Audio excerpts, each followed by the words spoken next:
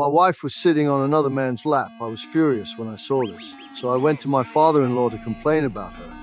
She's a fucking moron. She's my daughter before your wife. But I didn't dare defy his warning because he was the most powerful mob boss in the area, and I was just one of his underlings. Helplessly, I could only sit alone on a chair and endure it all, but my tolerance only emboldened my wife further. That very night, she brought the man from earlier back home. After witnessing this, I didn't argue with her. Instead, I went to my son's room because he was the one I couldn't bear to leave. The reason I hadn't chosen divorce was that I didn't want my son to lose his mother, but what I never expected was that my endless concessions would only bring me persecution from my wife. The next day, my father-in-law came to see me. He demanded that I divorce my wife. Looking at her sitting beside him, I realized this was all her idea. I want the boy. You can see him whenever. I want him. She can do what she wants. She can have the money, the house, she can let Gary fuck her. Let everyone have a go. Careful. She can have it all. She ain't having Aiden.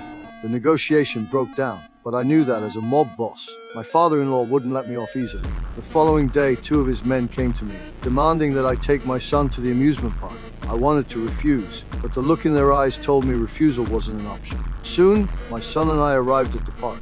When my father-in-law saw us, he had his men take my son away. Then he led me to a car, and his men threw me into the trunk.